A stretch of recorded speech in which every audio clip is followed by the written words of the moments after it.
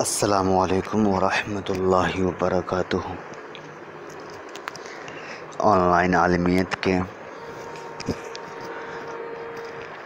سبق میں آج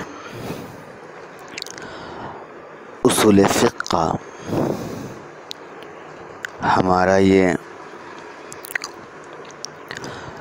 تیسرا سبق ہے، جس کے اندر ہم حجت کے بارے میں اور سنت کے بارے میں پڑھیں گے، جو اوپر سے ربط ہے۔ آپ دیکھ لیں، آپ کو یاد نہ ہو تو، کہ جو ادلہ اربع تھا اس میں سے ہم نے کتاب اللہ کے بارے میں پڑھ لیا تھا، اور آج سنت رسول اللہ صلی اللہ علیہ وآلہ وسلم کے بارے میں ہمیں تفصیل سے جاننا ہے۔ سنت کیا ہے، سنت کسے کہتے ہیں، ان ساری چیزوں پر ہم نے پچھلے درس میں بحث کر لیا تھا، اس لیے آج ہم اس سے آگے کے پڑھائی کو کنٹین کریں گے۔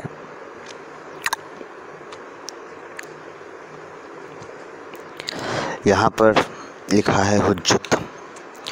حجت دلیل کو کہتے ہیں۔ یہاں پر ایک سوال انہوں نے کہا کہ ادلہ اربع میں سے سنت رسول بھی ہے، تو یہاں پر سوال پیدا ہوا کہ سنت رسول جو ہے وہ حجت، وہ دلیل کیوں ہے؟ تو اسی سے بحث آج آگے چھڑے گی۔ یہ ہے، حدیث کے حجت اور دلیل شرعی ہونے پر تمام ائمہ مجتہدین کا اتفاق ہے۔ یعنی حدیث حجت ہے یا حجت نہیں ہے، اس پر کسی بھی علماء کرام کا اس میں کوئی اختلاف نہیں ہے۔ اس کے بعد انہوں نے قرآن کی بہت ساری آیتیں پیش کی ہیں جو اس چیز کو ثابت کرتی ہے کہ اللہ کے ساتھ اس کے رسول کی اتباع اور اس کی باتوں کو ماننا بہت زیادہ ضروری ہے ایک مسلمان اور مومن ہونے کے لیے۔ اللہ تعالیٰ نے رسول اللہ صلی اللہ علیہ وسلم کی اطاعت کا مستقل طور پر حکم دیا ہے، جیسے وَأَطِيعُوا اللَّهَ وَأَطِيعُوا الرَّسُولَ وَاحْذَرُوا، اللہ تعالیٰ اور اس کے رسول کی اطاعت کرو اور چھوڑ دو۔ اور رسول اللہ صلی اللہ علیہ وسلم کی اطاعت کو خود اللہ تعالیٰ کی اطاعت قرار دیا گیا ہے۔ مَن یُطِیعِ الرَّسُولَ، جو رسول کی اطاعت کرتا ہے، فقد اطاع اللہ، وہ اللہ تعالیٰ کی اطاعت کیا۔ رسول اللہ صلی اللہ علیہ وسلم کی ذمہ داری صرف قرآن مجید کا پہنچا دینا نہیں، بلکہ اس کی تشریح و وضاحت بھی ہے۔ چنانچہ اللہ رب العزت کا ارشاد ہے، وَأَنزَلْنَا إِلَيْكَ الذِّكْرَ لِتُبَيِّنَ لِلنَّاسِ، اور رسول اللہ صلی اللہ علیہ وسلم کی تشریح و توضیح حدیث ہی کے ذریعے معلوم ہوتی ہے۔ رسول اللہ صلی اللہ علیہ وسلم کے قول و فعل اور پوری زندگی کو تمام انسانیت کے لیے نمونہ عمل اور قابل اتباع قرار دیا گیا ہے۔ چنانچہ فرمان باری ہے، لَقَدْ كَانَ لَكُمْ فِي رَسُولِ اللَّهِ أُسْوَةٌ حَسَنَةٌ۔ یہاں تک پہلے اب آپ سمجھ لیجئے کہ آیت کے اندر دلیل کون سا ہے اور حکم کیا ہے۔ پہلی آیت میں اللہ تعالیٰ نے امر کا صیغہ استعمال کر کے کہا ہے کہ اللہ کی بھی اطاعت کرو اور رسول کی بھی اطاعت کرو۔ تو اس سے یہ بات ثابت ہوتی ہے کہ رسول کی اطاعت کرنے کا مطلب یہ ہے کہ اللہ کے علاوہ رسول بھی جو چیزیں کہتے ہیں اس پر بھی تم کو عمل کرنا ضروری ہے۔ اس کے بعد دوسری آیت یہاں پر مَن یُطِیعِ الرَّسُولَ فَقَدْ اطاع اللہ، اللہ تعالیٰ کہہ رہے ہیں کہ جس انسان نے بھی رسول کی اتباع کی ہے، اصل میں اس نے اللہ کی اتباع کی۔ کتنی بڑی دلیل ہے اس بات کی کہ اللہ یہ کہنا چاہ رہے ہیں کہ رسول جو کچھ بھی تم کو کہتے ہیں وہ اپنی طرف سے نہیں کہہ رہے ہیں، وہ اللہ کی طرف سے کہہ رہے ہیں۔ تم اگر رسول کی بھی بات مان رہے ہو تو تم اصل میں اللہ کی ہی بات مان رہے ہو۔ اس کے بعد پھر واضح کر دیا کہ اللہ کے رسول صلی اللہ علیہ وسلم جو بھی باتیں کہیں قرآن و حدیث سے متعلق جو بھی چیزیں کہیں اس کو مان لو، اس لیے کہ ہم نے آپ کی طرف ایک نصیحت اتاری ہے تاکہ آپ لوگوں کو واضح کر کے بتائیں۔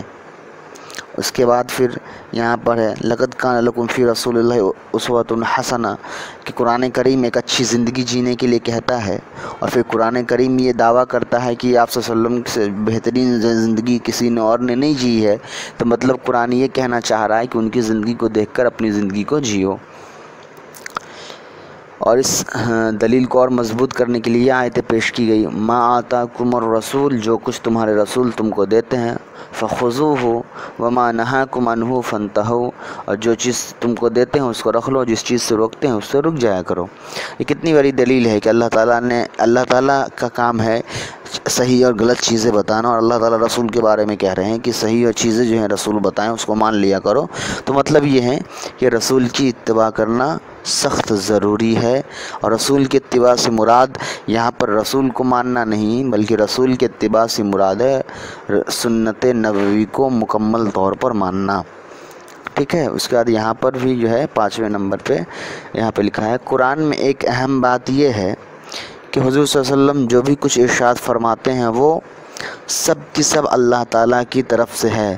آپ صلی اللہ علیہ وسلم اپنی طرف سے کوئی بات نہیں فرماتے ہیں، جیسے ان هو الا وحی یوحی، اور اتباع سنت کے واجب ہونے پر صحابہ کرام و ائمہ فقہا کا اتفاق ہے، یعنی اتباع سنت کے واجب ہونے پر تمام صحابہ اور ائمہ فقہا کا اتفاق ہے۔ یہاں پر یہ قید کیوں لایا انہوں نے کہ صحابہ اور ائمہ کا اتفاق ہے، باقی اس کی وجہ یہ ہے کہ آج کے زمانے میں اور کچھ سال پہلے سے ایک نیا فرقہ وجود میں آیا ہے جس نے یہ دعویٰ کیا کہ ایک انسان کے لیے سنت رسول کو ماننا اور اس کی اتباع کرنا ضروری نہیں ہے، قرآن کریم پر عمل کر کے وہ اپنی زندگی اچھی طریقے سے گزار سکتا ہے۔ اس کے بارے میں اور بحث جو ہے اسی میں آئے گی، آپ آگے پڑھیے۔ لہٰذا حدیث کے حجت ہونے کا انکار گمراہی ہے۔ خود رسول اللہ صلی اللہ علیہ وسلم سے ایسے لوگوں کی مذمت منقول ہے۔ آپ صلی اللہ علیہ وسلم نے ارشاد فرمایا، یوشک رجل منکم متکئا علی اریکتہ یحدث بحدیث من حدیثی فیقول بیننا و بینکم کتاب اللہ فما وجدنا فیہ من حلال استحللناہ وما وجدنا فیہ من حرام استحرمناہ الا وانما حرمہ رسول اللہ مثل ما حرمہ اللہ۔ یہ میں نے بہت توڑ کر عبارت پڑھ دی ہے۔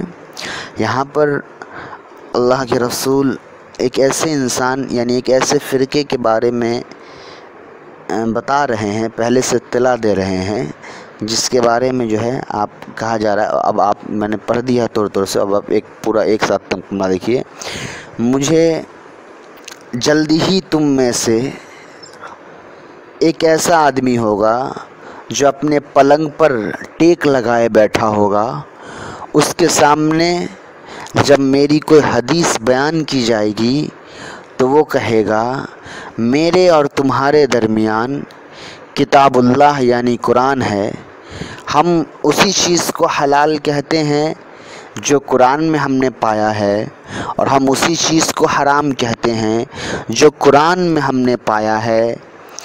پھر اللہ کے رسول یہاں سے کہہ رہے ہیں سنو، وَإِنَّمَا حَرَّمَهُ الرَّسُولُ اللَّهُ، کہ جس چیز کو اللہ کے رسول نے حرام کر دیا وہ ویسا ہی ہے جیسا کہ اللہ تعالیٰ نے اس کو حرام کر دیا ہے۔ ٹھیک ہے، یہ حدیث بہت غور و فکر کرنے والی ہے، اور میں ابھی اس پر تھوڑا سا بات بھی کرنے والا ہوں، اب دھیان سے سنیے۔ اللہ کے رسول نے دو چیزیں یہاں پر کہی ہیں۔ پہلی متکئن علی اریکتی، وہ بالکل عیش و موج کی زندگی، آرام کی زندگی جی رہا ہوگا، ٹھیک ہے، اور ایسی حالت میں اس کو یحدث بحدیث من حدیثی، کہ ایسی حالت میں اس کو میری کوئی حدیث سنائی جائے گی، اور جب وہ میری کوئی حدیث سنے گا تو وہ یہ کہنے لگے گا کہ ہم تو قرآن پر عمل کرنے والے ہیں بھائی، ہم تو قرآن میں جو چیز اللہ نے حلال کی ہے اس کو حلال کہتے ہیں، جو چیز اللہ نے حرام کی ہے اس کو حرام کہتے ہیں۔ یہاں تک سمجھ لیجئے۔ اس سے یہ اشارہ ملتا ہے کہ دنیا میں جب بھی کوئی جدید فکر پیدا ہوتی ہے، کوئی جدید فرقہ پیدا ہوتا ہے، تو اس کی سب سے جو بنیادی وجہ ہوتی ہے وہ آرام طلبی اور مشقت و محنت و مشقت والی زندگی سے بھاگنا ہوتا ہے۔ یہاں پر اللہ کے رسول نے کہا ہے کہ وہ انسان پلنگ پر لیٹا ہے، اور پلنگ پر لیٹا ہے یعنی بالکل آرام کی، سکون کی زندگی جی رہا ہے بنا مشقت و محنت والا، تو اس کے سامنے اللہ کے رسول کی کوئی ایسی حدیث بیان کی جائے گی جس پر وہ اس کی مشقت و پریشانی اس کو اٹھانا پڑ جائے گا، اس کو جو ہے بہت زیادہ محنت کرنا پڑ جائے گا، یا اس کی جو سکون والی جو زندگی وہ جی رہا ہے بالکل ٹھاٹ باٹ سے وہ زندگی جی نہیں پائے گا، تو اس نے کیا کیا، سرے سے اللہ تعالیٰ اللہ کے رسول کی پوری حدیث کا ہی اس نے انکار کر دیا ہے۔ تو میں جو بات کہنے جا رہا ہوں، یہ بات میرے ذہن میں آئی بہت غور فکر کرنے کے بعد۔ میں نے حالانکہ ابھی تک اس بات کو کتاب میں نہیں پڑھا ہے، لیکن آپ اس پر غور فکر بھی آپ بھی کریں اور میں بھی کرتا رہوں گا، لیکن اتنا یاد رکھیے کہ مجھے اس بات سے مجھے یہ ایسا محسوس ہو رہا ہے کہ اللہ کے رسول یہ اشارہ کرنا چاہ رہے تھے کہ پوری دنیا میں جب بھی کوئی نیا فرقہ، نئی سوچ جو قرآن و حدیث کی الگ طریقے سے تعویل کرے گا، قرآن و حدیث کی جو تعویل کرے گا، وہ جو تعویل اللہ کے رسول نے کی ہے، یا ہمارے صحابہ نے کی ہے، یا خلفائے راشدین نے کی ہے، یا ائمہ مجتہدین نے کی ہے، یا تبع تابعین نے کی ہے، ان لوگوں نے جو قرآن و حدیث کی تشریح کی ہے، ان لوگوں نے جو مسئلے مسائل نکالے ہیں، وہ انسان بالکل ان سارے لوگوں کو چھوڑ کر قرآن و حدیث کا ایک الگ سے ہی اپنا ایک معنی و مفہوم نکالنا شروع کر دیں، تو سمجھ جانا چاہیے کہ ہو سکتا ہے کہ وہ انسان جو ہے وہ آرام طلبی اور بالکل مصیبت اور محنت سے بھاگنے کے لیے وہ اسلام کے اس حکم کو ہی بدل دے رہا ہے جس حکم میں اس کو محنت کرنے کے لیے کہا گیا ہے۔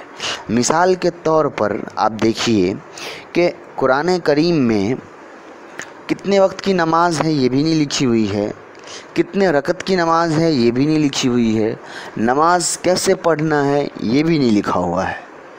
اب کوئی ایسا انسان ہے جس کو نماز پڑھنے میں بہت پریشانی ہو رہی ہے، اور وہ ایک ایسے مقام پہ ہے جہاں پر اگر وہ نماز چھوڑتا ہے تو اس کی پوری معاشرے میں اس کی عزت نہیں رہے گی، تو وہ کیا کرتا ہے کہ آرام کرنے کی وجہ سے، نماز نہ پڑھنے کی وجہ سے وہ قرآن و حدیث کی ایسی تعویل کرتا ہے کہ اس سے یہ بات ثابت ہو جاتا ہے کہ نماز جو ہے وہ قرآن میں نماز کا لفظ استعمال ہوا ہے، لیکن حقیقی معنی جو لغوی معنی ہے نماز کے وہ تو دعا مانگنے کے ہے، تو کوئی انسان دن بھر میں ایک بار بھی دعا مانگ لے تو اس نے نماز پڑھ لیا۔ اور یہ بات کہاں سے ثابت ہے؟ قرآن سے ثابت ہے۔ کیوں؟ کیونکہ قرآن میں اللہ تعالیٰ نے صرف نماز پڑھنے کہا ہے، اور وہ یہ دلیل دے سکتا ہے کہ اللہ تعالیٰ نے جب صرف قرآن میں نماز پڑھنے کا، اللہ تعالیٰ نے یہ کہا ہے کہ تم 5 وقت نماز پڑھو، تم یہ کر کے نماز پڑھو، تم یہ کر کے نماز پڑھو اللہ، اور ہم کو صرف قرآن کی بات ماننی، ہم کو حدیث کی بات نہیں ماننی۔ کیوں؟ کیونکہ حدیث میں نماز کی ساری تشریح موجود ہے۔ اگر ہم حدیث کی بات مانیں گے تب تو ہم کو نماز پڑھنا پڑ جائے گا، اور ہم وہ پڑھنا نہیں چاہ رہے، اس لیے ہم کو بہت پریشانی ہے، ہم کو بہت سستی پکڑا ہوا ہے، ہم کو محنت مشقت کرنا پڑے گا۔ تو جتنے بھی فرقے ابھی وجود میں ہیں، جو آپ کی نظر میں ہے، جو میری نظر میں ہے، جو ہمارے اکابروں کی نظر میں ہے، ان سارے فرقے کے وجود میں آنے کا جو سب سے بنیادی مسئلہ ہے، جو سب سے بنیادی وجہ ہے، وہ یہی وجہ ہے کہ ان کو دنیا طلبی، آرام پسندی چاہیے تھا، محنت مشقت سے بھاگ رہے تھے، اسلام کے کسی حکم پر ان کو عمل کرنے میں پریشانی ہو رہی تھی۔ اسی لیے ان لوگوں نے قرآن کریم کے ان مسئلے کو ہی بدل دیا جس مسئلے میں جہاں سے ہم کو بہت سارے مسئلے معلوم ہوتے۔ تو میں جس فرقے کی بات کر رہا ہوں خاص طور پہ، وہ تو اس کو کہتے ہیں اہل قرآن۔ کتنا پیارا نام دیتے ہیں وہ لوگ، اہل قرآن، کہ ہم لوگ قرآن پر عمل کرنے والے ہیں، لیکن حالانکہ وہ منکرین حدیث ہیں، وہ حدیث کو جھٹلانے والے ہیں، وہ حدیث کو نہیں مانتے، اللہ کے رسول کے کلام کو نہیں مانتے۔ میں یہ نہیں کہہ رہا ہوں کہ وہ نبی کو نہیں مانتے ہیں، وہ حدیث کو نہیں مانتے۔ وہ یہ کہتے ہیں کہ ایک انسان، یہ کیسے ممکن ہو سکتا ہے کہ ایک انسان کسی انسان سے کوئی بات سنے اور بے عینی ہی وہی باتیں وہ 8-10 پشتوں تک نقل کرتا چلائے؟ یہ بالکل جو ہے محال بات ہے، یہ پاسبل بات نہیں ہے۔ اور یہ دلیل دے کر یہ کہتے ہیں کہ جتنی بھی حدیثیں ہیں وہ کوئی بھی حدیثیں بالکل معتبر نہیں ہیں کہ اس پر سچے یقین کے ساتھ، پورے عقیدے کے ساتھ عمل کیا جائے، اسی لیے قرآن میں جتنی چیزیں ہیں ہم صرف اس پر ہی عمل کریں گے۔ تو اللہ تعالیٰ یہاں، اللہ کے رسول یہاں پر کہہ رہے ہیں کہ دیکھو، جو اللہ کا رسول جس چیز کو حرام کر دیتے ہیں، انسان جو اللہ بھی اسی چیز کو حرام کرتے ہیں، یعنی جس طریقے سے اللہ کے حرام کی ہوئی چیزوں سے تم کو بچنا چاہیے، ایسے ہی رسول کی حرام کی ہوئی چیزوں سے بچنا چاہیے، اس لیے کہ رسول وہی چیزیں حرام کرتے ہیں جو اللہ حرام کرتے ہیں۔ اب یہاں پر دیکھیں،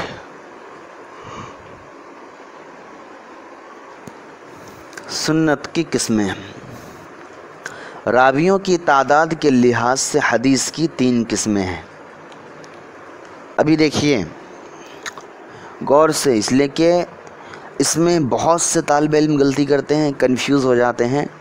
یہاں سے آپ کا جو ایک صفحہ ہے وہ اصول حدیث کا ہے، اصول فقہ کا نہیں ہے، اس لیے بہت اہتمام کے ساتھ اس کو سمجھیے۔ راویوں کی تعداد کے لحاظ سے حدیث کی قسمیں، حدیث کی الگ الگ کیٹیگری میں بانٹا گیا ہے۔ ان میں سے ایک کیٹیگری، ایک قسم یہ ہے کہ اس کے راویوں کے اعتبار سے حدیث کی 3 قسمیں کی گئی ہیں۔ پہلا جو ہے وہ ہے متواتر، دوسرا مشہور، اور تیسرا خبر واحد۔ متواتر وہ حدیث ہے جس کو صحابہ کے دور سے آج تک اتنی بڑی جماعت نقل کرتی آئی ہو جن کا عادتاً جھوٹ پر اتفاق کرنا ممکن نہ ہو۔ یہ میں نے آپ کو سمجھا دیا تھا، اس ویڈیو میں نہیں سمجھاؤں گا۔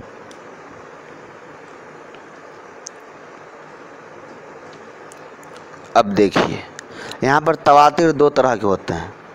متواتر جو ہے کیا ہے آپ کو سمجھ میں آ گیا، تواتر حدیث کیا ہے وہ بھی سمجھ میں آ گیا۔ تواتر کی 2 قسمیں ہیں، کون کون سی؟ تواتر لفظی، تواتر معنوی۔ تواتر لفظی کس کو کہتے ہیں؟ لفظ سے سمجھ میں آ ہی رہا ہے، یعنی ایسی حدیث ہے وہ جس کے ایک ایک لفظ کو تمام راویوں نے بالکل بے عینی ہی ویسا ہی بیان کیا، کسی نے کوئی لفظ حذف نہیں کیا، کسی نے کوئی لفظ نہیں لگایا، کسی نے کوئی معنی مفہوم نہیں بیان کیا، بلکہ جس سے جیسا سنا دوسرے کو بالکل ویسا ہی سنایا، اور یہ کہہ کے سنایا کہ اللہ کے رسول نے یہ کہا ہے، تو اس کو تواتر لفظی کہتے ہیں۔ جس کی آپ یہاں پر آپ دیکھیے، یہ ہے کہ حدیث کے کسی متن کہتے ہیں عبارت کو، متن کو ایسی جماعت روایت کرتی ہوئی آئی ہو جس کا عادتاً جھوٹ پر اتفاق ممکن نہ ہو، جیسے من کذب علی متعمدا فلیتبوأ مقعدہ من النار، کہ جو انسان مجھ پر جان بوجھ کر جھوٹ باندھے گا تو اس کو چاہیے کہ وہ اپنا اس جہنم میں بنا لے۔ کہ اس حدیث کو 98 صحابہ رضی اللہ عنہم اجمعین نے روایت کیا ہے، یا جیسے مسح علی الخفین کی روایت ہے کہ ان کو امام احمد رحمۃ اللہ علیہ سے منقول ہے کہ 40 صحابہ رضی اللہ عنہم اجمعین نے اس حدیث کو نقل کیا، یعنی اس حدیث کے ناقل ہیں۔ تو متواتر لفظی کا مطلب یہ ہے کہ اللہ کے رسول سے جس طرح کا جو لفظ اللہ کے رسول نے بولا ہے وہ پورا کا پورا وہی لفظ، سینٹنس، وہی جملہ پوری امت تک جو ہے لائی گئی ہو۔ اور تواتر معنوی جو ہے اس کا تھوڑا برعکس ہوگا، اس میں کیا ہوگا کہ اس میں اللہ کے رسول نے جو لفظ کہا ہے وہ لفظ بعین ہی منقول نہیں ہوا ہو، لیکن اللہ کے رسول نے جو مفہوم کہا ہے وہ مفہوم جو ہے بالکل تمام صحابی کے اندر وہ مفہوم سب کو یاد ہو اور وہ ایک دوسرے سے نقل کر۔ جیسے یہ ہے کہ تعبیر میں اختلاف کے باوجود کسی خاص مضمون کو احد صحابہ سے روات کی اتنی بڑی تعداد نقل کرتی آئی ہو کہ بظاہر ان کا جھوٹ پر اتفاق ہونا ممکن نہ ہو۔ یہی بات لکھی ہوئی ہے کہ اللہ کے رسول نے جو لفظ استعمال کیا ہے اپنی بات کو بتانے کے لیے، کسی حکم کو ثابت کرنے کے لیے، وہ بالکل بیان ہی وہ الفاظ تو صحابی بیان نہیں کرتے ہو، لیکن اس کے جو مفہوم ہے، اس کا جو مراد ہے وہ اللہ کے جو تمام صحابی بیان کرتے ہوئے آ رہے ہوں، تو اس کو کہا جاتا ہے تواتر معنوی۔ تواتر لفظی میں بالکل بیانی لفظ بھی ہوتا ہے، اور تواتر معنوی میں صرف معنی جو ہوتا ہے وہ روایت ہوتا ہے، بیانی لفظ کا جو ہے تواتر کے ساتھ منتقل ہونے ایک دوسرے سے یہ جو ہے ضروری نہیں ہے۔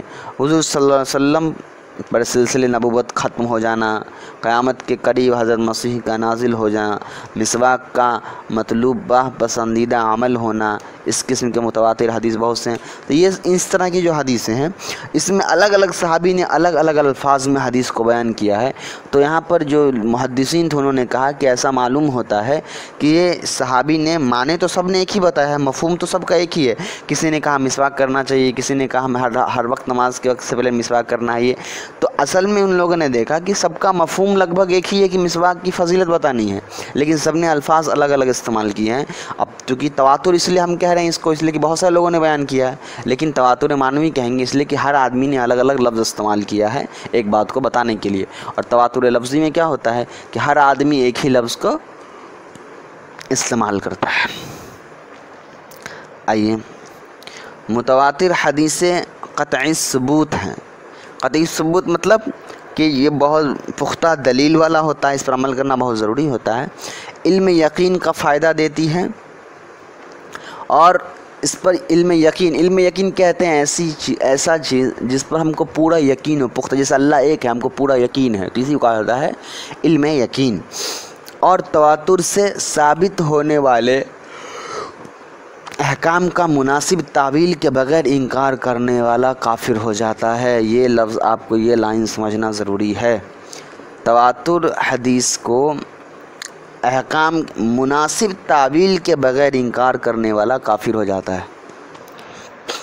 ابھی وہ لوگ جو حدیث کو جھٹلاتے ہیں، جو لوگ حدیث میں اپنی اپنی تعویلیں کرتے ہیں، تو یہاں پہ انہوں نے قید لگایا کہ وہ انسان جو حدیث کو پڑھ رہا ہے، سن رہا ہے، اور حدیث میں مناسب تعویل نہیں کر رہا ہے، یعنی خود سے جو اس کو دل میں آ رہا ہے وہ تفسیر کرے۔ اس میں نماز کے بارے میں کہا کہ نماز کی تفسیر جو ہے کچھ اور ہے، اس نے اپنے دماغ سے لگایا کہ نہیں نماز کے معنی دعا کرنے کو ہوتا ہے، دن بھر میں کوئی ایک بار دعا مانگ لے گا تو نماز ہو جائے گی۔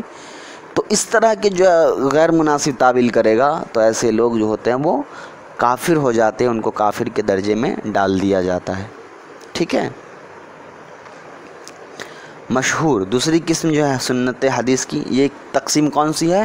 راویوں کے تعداد کے لحاظ سے یہ تقسیم کی ہے۔ مشہور وہ حدیث ہے جس کو صحابہ رضی اللہ عنہم کے دور میں ایک دو اشخاص نے نقل کیے ہوں۔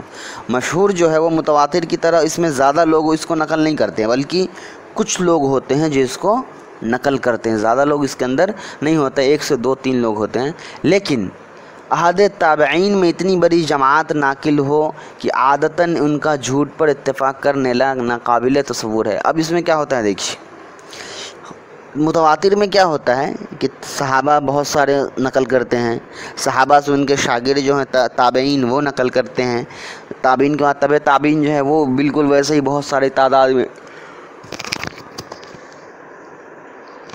نقل کرتے ہیں۔ تھوڑا مجھے معاف کریے گا، میں اصل میں تھوڑا تھکا ہوا ہوں اس لیے، اور یہ ویڈیو میں لگ بھگ 2:30 بجے صبح میں بنا رہا ہوں، تو تھوڑا سا نیند کا غلبہ مجھ پر آ رہا ہے، تو خیر انشاءاللہ ٹھیک ہو جائے گا۔ تو یہاں پر جو ہے ان صحابہ، اب ایسا کیا ہوتا ہے کہ دیکھیے صحابہ میں بہت سارے صحابی نے نقل کیا ہو، صحابی کے بعد تابعین نے بہت سارے تابعین نے نقل کیا ہو، اس کے بعد تبع تابعین نے نقل کیا ہو، اس طریقے سے بہت ساری جماعتیں جو اس کو نقل کرتی ہیں، تو یہ تواتر ہے۔ مشہور میں کیا ہوتا ہے کہ صحابی تو کسی ایک نے ہی نقل کیا، یا بہت زیادہ ایک یا دو تین صحابی نے نقل کیا ہو، لیکن صحابی کے بعد جو تابعین تھے، تابعین تھے، ان میں ایسی تعداد بہت تھی جو ان سب نے اسی حدیث کو بعین ہی پہنچا دیا، تو اس کو کہا جاتا ہے حدیث مشہور۔ جیسے انما الاعمال بالنیات والی جو یہ حدیث ہے، یہ حضرت عمر رضی اللہ تعالیٰ عنہ اور حضرت علقمہ حضرت عمر رضی اللہ تعالیٰ عنہ نے صرف نقل کیا ہے، صرف وہ اکیلے اس کے راوی ہیں اس حدیث کے۔ لیکن ان کے بعد جو تابعین کا زمانہ آیا، تابعین کا زمانہ آیا، تو اس کو نقل کرنے والے نے بہت سارے راوی ہو گئے، اور یہاں انہوں نے لکھا کہ یہاں تک کہ ائمہ اربعہ جو ہیں یہ بھی اس روایت کو نقل کرتے ہیں۔ تو مشہور، تواتر و مشہور میں فرق آپ کو سمجھ میں آیا؟ تواتر کے ہر زمانے میں جو ہے راویوں کی تعداد بہت زیادہ ہوتی ہے، اور مشہور میں کیا ہوتا ہے کہ کسی ایک زمانے میں اس کے راوی جو ہیں وہ 10 سے کم ہو جاتے ہیں۔ 10 سے کم جو ہو جاتا ہے اس کو مشہور کہا جاتا ہے، 3 سے جو کم ہوتا ہے اس کو مشہور کہا جاتا ہے، اور 3 سے جو زیادہ ہوتا ہے عام طور پر اس کو 10 کہا جاتا ہے۔ لیکن یہ جو تعداد ہے یہ بالکل صحیح نہیں ہے، عام طور پہ لوگ تفریق کرنے کے لیے کہتے ہیں، لیکن یہ صحیح تعداد نہیں ہے، اس لیے میں بیان نہیں کر رہا ہوں۔ مشہور ہم نے ابھی پڑھ لیا ہے۔ اب یہاں پر حکم کیا ہے؟ تواتر کا حکم تو انہوں نے بتا دیا ہے کہ اس پر عمل کرنا جو ہے بہت ضروری ہے، اور بغیر کسی مناسب تعویل کے اس کے حکم کو اگر کسی نے بدلا تو وہ کافر ہی ہو جائے گا۔ لیکن مشہور کا حکم جو ہوگا اس سے تھوڑا سا یہ ہوگا، ڈھیلا ہوگا۔ حدیث مشہور جو ہے علم طمانینت حاصل کرنے کے لیے آتا ہے۔ علم طمانینت کا مطلب ہوتا ہے کہ دل کے اندر سکون پیدا ہو جائے، یعنی کہ ہاں یہ کام میں صحیح کر رہا ہوں، جیسے آگے انہوں نے لکھا ہے، یعنی قلب کو اس کے صحیح ہونے پر مطمئن ہوتا ہے، البتہ اس کے صحت کا یقین نہیں ہوتا ہے۔ یعنی اب چونکہ اس میں کیا ہوا ہے کہ ایک زمانے میں جو ہے راویوں کی تعداد بالکل ختم ہو گئی ہے یا کم ہو گئی ہے، تو اس میں جو ہے اب کتنا احتیاط برتا جا رہا ہے۔ اب دیکھیے کہ ایک زمانے میں راویوں کی تعداد تھوڑی سی کم ہوئی تھی، اس حدیث کو مشہور کا حکم لگا دیا گیا، اور اس کے اتباع کرنے پر یہ حکم لگا دیا گیا کہ اس پر جو ہے دلی سکون کے ساتھ عمل تو کیا جا سکتا ہے، لیکن اس پر پختہ یقین نہیں کیا جا سکتا ہے کہ ہم جو عمل کر رہے ہیں وہ بالکل 100% صحیح ہے، یا یہی اللہ کے رسول یا اللہ نے یہی باتیں کہی ہیں۔ جیسے حدیث مشہور کے ذریعے کتاب اللہ کے عموم میں تخصیص اور مطلق میں تقید کی جا سکتی ہے۔ ہاں، یہ اتنا ہو سکتا ہے کہ حدیث مشہور جو ہوگا اس سے قرآن کریم کے کچھ آیتیں جو عموم تخصیص والی ہوگی یا مطلق تقید والی ہوگی اس کو بدلا جا سکتا ہے۔ عموم میں تخصیص کا مطلب ہوتا ہے کوئی آیت ایسا ہے جس میں اللہ تعالیٰ نے ایک عام حکم بیان کر دیا، لیکن حدیث میں یعنی کوئی ایسی حدیث ہے جس میں راوی کی تعداد ایک زمانے میں کم ہو گئی تھی، لیکن اس حدیث میں بھی اگر اس قرآن کی آیت کے بارے میں جو ہے تفسیر لکھا ہوا ہے کہ نہیں، یہ آیت جو اللہ تعالیٰ نے جو قرآن میں عموم کے لیے بیان کیا ہے، عام لوگوں کے لیے بیان کیا ہے، یہ تمام لوگوں کے لیے نہیں ہے بلکہ یہ کچھ خاص بندوں کے لیے ہے، یہ کر سکتا ہے، تو عموم میں تخصیص اسی کو کہتے ہیں۔ مطلق میں تقید کا مطلب ہوتا ہے کہ کوئی آیت ایسی تھی جو بالکل اللہ تعالیٰ نے بس ایسے ہی بیان کر دیا، اور حدیث میں جو ہے بیان کیا کہ نہیں، یہ ایسے ہی نہیں بیان کیا گیا، اس کے اندر کچھ قید بھی لگے ہوئے ہیں۔ آپ دیکھیے مثال سے تو یہ چیزیں آپ کو اور آسانی سمجھ میں، جیسے قرآن کریم نے مطلق وصیت کو درست قرار دیا۔ مطلق وصیت کا مطلب کیا ہوتا ہے؟ اس میں کوئی قید نہیں لگایا گیا کس کو کتنا دینا ہے، کس کو کتنا نہیں دینا ہے، کس کو وصیت کرنا ہے کیا، بس ہاں وصیت دینا ہے، تو یہ مطلق ہو گیا۔ مطلق مطلب ہوتا ہے وداؤٹ کسی ٹرمز اینڈ کنڈیشن کے، من بعد وصیۃ یوصی بہا او دین، کہ دین یعنی قرض ادا کر دینے کے بعد اور وصیت جس کے اوپر جو ہے، جس کے بارے میں مرنے والے نے لکھ کے گیا کہ ہاں اسے اتنا پیسہ دینا ہے، اس کو وہ پیسہ اتنا دے دینا چاہیے۔ اور پوری آیت ہے ایک آگے، اس لیے بیچ میں بتاؤں گا تو آپ کو تفصیل سمجھنا نہیں ہے، یہاں پہ آپ کو جو سمجھنا ہے وہ دیکھیے۔ لیکن حدیث نے زیادہ سے زیادہ مقدار وصیت کو 1/3 مقدر کیا ہے، چنانچہ رسول آپ صلی اللہ علیہ وسلم نے فرمایا فالثلث والثلث کثیر۔ یہ مسئلہ کیا ہے یہاں پہ دیکھیے، کوئی ایک انسان ایسا ہے جس نے مرتے وقت کیا کیا کہ کسی ایک بیٹے کے نام پر پوری زمین جائیداد جو ہے وصیت کر دیا، تو قرآن کریم میں ہے کہ ہاں وصیت جو ہے دینا ہے، لیکن اگر اس کے اوپر کوئی قرض ہے تو پہلے قرض کی ادائیگی کرنی ہے، اور वसीयत जिसने वो की है बेटे के नाम पर, अगर उसने याद कर दिया है तो फिर बेटे को जो है वसीयत दे दिया जाएगा। लेकिन रसूलुल्लाह सल्लल्लाहु अलैहि वसल्लम ने क्या किया, हदीस से ये बात साबित हुई कि देखो कोई इंसान मरते वक्त कितना भी ज़्यादा एक आदमी को वसीयत दे के जाए, एक मरने वाला आदमी ज़्यादा से ज़्यादा जो वसीयत कर सकता है वो 1/3 कर सकता है, 1/3 कर सकता है। इसलिए कि अल्लाह ताला ने सबकी वसीयत जो है फिक्स कर दिया, बाप माँ बेटा बेटी सबका वसीयत फिक्स कर दिया है। तो इनके अलावा अगर वो किसी और के नाम पर ये वसीयत फिक्स करना चाह रहा है या किसी ऐसे ही आदमी को एक्स्ट्रा ये वसीयत देना चाह रहा है जिसको वसीयत में हिस्सा है, तो 1/3 जो है दिया जाएगा। इसकी तफसील इंशाअल्लाह फ़िक़्ह की किताबों में बहुत अच्छे से पढ़ेंगे। यहाँ आपको ये पढ़ना है, कुरान करीम में बिल्कुल आम बात थी, अल्लाह के रसूल ने 3 का क़ैद लगा के ख़ास किया कि नहीं, आम नहीं है, जिसको मन जितना उतना वसीयत नहीं कर सकता है, 1/3 कर सकता है। उसी तरीके से मेरास का ही है। इसी तरीके से मेरास के हुक्म उमूम क्या है कि तमाम औलाद के लिए हक़ मेरास है।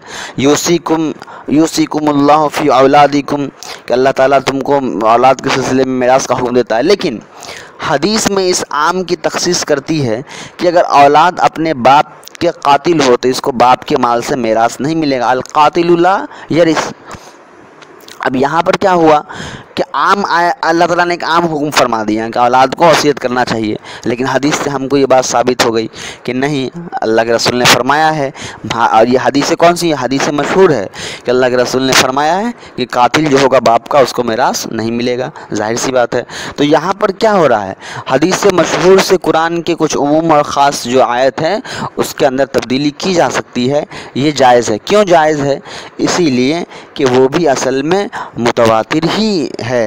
मुतवातिर तो नहीं कहा जा सकता, लेकिन मुतवातिर के ही दर्जे का है। बस एक जगह जाकर उसकी जो है तादाद कम हो गई है। उसका दावा ये खबर वाहिद वो हदीस है जिसको हर दौर में इतने लोगों ने रिवायत ना किया हो। देख लीजिए खबर वाहिद का वो हदीस है जिसको हर दौर में इतने लोगों ने रिवायत ना किया हो, जिनका आदतन झूठ पर इत्तेफाक हो नामुमकिन हो। ज़्यादातर हदीसें इसी किस्म की हैं, जैसे आप सल्लल्लाहु अलैहि वसल्लम ने फरमाया ला युमिनु अहदुकुम हत्ता युहिब्ब li अखीही मा युहिब्बु li नफ्सिही। वो हदीस है जिसको हर दौर में इतने लोगों ने रिवायत ना किया हो, जिनका आदतन झूठ पर इत्तेफाक हो नामुमकिन हो। ज़्यादातर हदीसें इसी किस्म की है, यानी खबर वाहिद कहते हैं ऐसी हदीसों को जिसको ज़्यादा लोगों ने बयान नहीं किया है। और यहाँ पर एक कैद उन्होंने लगा दिया कि आम तौर पर ज़्यादातर हदीसें जो हैं वो इसी तरह की है। तो ये जो ज़्यादातर जो हदीसें, इसका मतलब ये नहीं क्या है काम वाले हदीस इसके हैं, नहीं। जो फ़ज़ाइल वाले हदीस हैं, मामलात वाले हदीस हैं, इतना करने से, ये अमल करने से इतना सवाब मिलता है, ये मिलता है। आम तौर पर ज़्यादातर वो हदीसें यही खबर वाहिद में से आती है। खबर वाहिद का हुक्म क्या है, देख लीजिए। खबर वाहिद की सेहत साबित हो तो इस पर इसके मज़मून के मुताबिक अमल वाजिब है। यानी कोई खबर वाहिद हदीस है, लेकिन उस खबर वाहिद को और दूसरी हदीसों से मिलाकर जोड़ा जाएगा, नाप तोल कर देखा जाएगा। अगर उस खबर वाहिद की सेहत सही साबित हुई, सही साबित होने का मतलब होता है कि उस हदीस को जितने लोगों ने रिवायत किया उनके तमाम रावी जो थे वो नेक थे, सही थे, और उनके ऊपर किसी फ़ुक़हा ने उनको झूठा नहीं कहा, उनको गलत नहीं कहा, उनको भूलने वाला नहीं कहा। ये सारी किस्में हैं जो हम हदीस में पढ़ेंगे। तो ऐसी हदीस को कहा जाता है कि उसकी इस हदीस की सेहत जो है बिल्कुल दुरुस्त है। तो यहाँ पे कहा जा रहा है कि कोई ऐसा खबर वाहिद हदीस हो जिस पर तहकीक होने के बाद ये मालूम चला कि इसके जितने भी रिवायत करने वाले थे सबके सब नेक थे, परहेज़गार थे, मुत्तकी थे, और सबके सब सच्चे थे। तो क्या होगा कि उस हदीस के हुक्म पर अमल करना फिर वाजिब हो जाएगा। क्यों? क्योंकि अब वो साबित हो गया कि वो जो है सही है हदीस। यानी अगर इससे किसी बात का वजूब साबित हो तो वाजिब होगा, किसी अमल का इस्तेहबाब साबित हो तो उसको मुस्तहब तस्लीम करना ज़रूरी होगा। अलबत्ता ये यकीनी इल्म का फ़ायदा नहीं देता है। इसी तरीके से वाजिब नहीं। अब अगर इस खबर वाहिद पूरी तहकीक के बाद कोई हुक्म दे रहा है कि ये हुक्म जो है मुस्तहब है, तो फिर वो हुक्म मुस्तहब है। लेकिन यहाँ पर ये है कि ये जो है खबर वाहिद ये इल्म यकीनी का फ़ायदा नहीं देता है। ज़ाहिर सी बात नहीं देगा, इसलिए इसके अंदर शक पैदा हो चुका है। खबर वाहिद के एतकादात भी बिल्कुल भी साबित हैं। اعتقادات بھی ثابت ہو سکتے ہیں، لیکن ایسے اعتقادی احکام کے منکر کی تکفیر جو ہے وہ نہیں کی جا سکتی۔ یعنی خبر واحد سے بھی اعتقادی مسئلے جو ہے نکالے جا سکتے ہیں، لیکن اگر اس خبر واحد سے نکالے گئے اعتقادی مسئلے کا کوئی انکار کرتا ہے تو آپ اس کو کافر نہیں کہہ سکتے، اس لیے کہ وہ کافر نہیں ہے، اس لیے کہ وہ حدیث جو ہے وہ علم یقینی نہیں ہے بلکہ اس کے اندر شک ہے۔ اور یہاں پر انہوں نے حدیث کی کچھ اہم کتابوں کے نام دیے ہیں جو انشاءاللہ آپ اپنی زندگی، طالب علم کی زندگی، عالمیت کی زندگی میں آپ اس کو ایک دفعہ ضرور پڑھ لیں، یا کم سے کم سب کتاب کا مقدمہ ہی پڑھ لیں۔ یہاں آپ کا جو ہے سبق آج ختم ہو گیا ہے، ٹھیک ہے۔ اس کا یہاں کے سوال ہیں، جس سوال کو آپ کاپی میں نوٹس میں لکھ لیجئے، یہی ٹاسک ہے آپ کا۔ انشاءاللہ کل ہم لوگ اجماع جو ہے وہ پڑھیں گے۔ جزاکم اللہ خیر و حسن۔